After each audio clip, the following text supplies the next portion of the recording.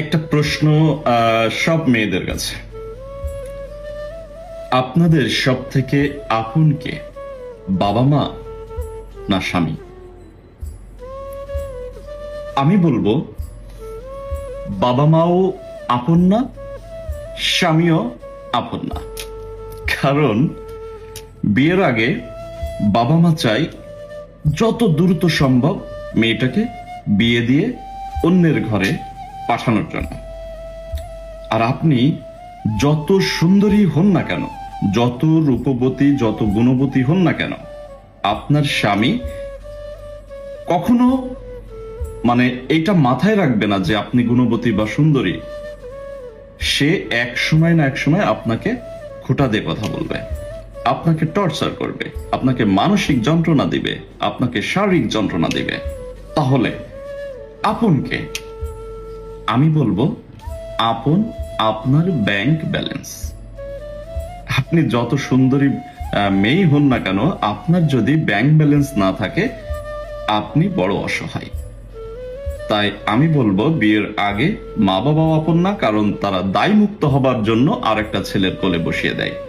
আর বিয়ের পরে ভাত খাওয়া যে কতটা, স্বামীর ভাত খাওয়া কতটা কষ্টকর, এটা যাদের বিয়ে না হয়েছে তারা বুঝবে না। স্বামীর ভাতের বা চাউলের দাম যে কত কত ভারী, এটা একটা বিবাহিত মেয়ে ছাড়া কেউই জানে না। তাই একটা বিবাহিত মেয়ের বা অবিবাহিত মেয়ে হোক আর বিবাহিত মেয়ের সব থেকে আপনজন হলো ব্যাংক ব্যালেন্স। তাই চেষ্টা করবেন আপনার ব্যাংক ব্যালেন্স কিভাবে হবে। আপনার যদি ব্যাংক ব্যালেন্স হয় তাহলে আপনি বাবার ঘরেও ভালো থাকবেন, স্বামীর ঘরেও ভালো থাকবেন। আর আপনার যদি ব্যাংক ব্যালেন্স না থাকে তাহলে বাবার ঘরেও ভালো থাকবেন না, স্বামীর ঘরেও ভালো থাকবেন না। আপনাকে একসময় না একসময় কথা শোনাবেই। সো মেয়েরা স্বাবলম্বী হওয়া শিখুন। যে মেয়ে স্বাবলম্বী না, সেই মেয়ের কথা বা কপালে যে কত দুঃখ থাকে এটা একটা মেয়েই ভালো জানে।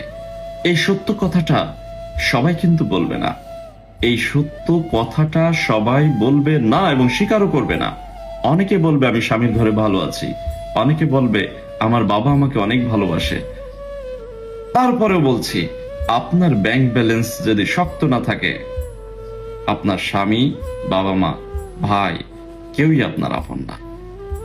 আপনার যদি পকেটে টাকা থাকে, ব্যাংক ব্যালেন্স থাকে, তাহলে আপনি সবকিছু করতে পারবেন। আপনার দুনিয়াটাই তখন আপনার হাতের মুঠোয় থাকবে। এটাই বাস্তব।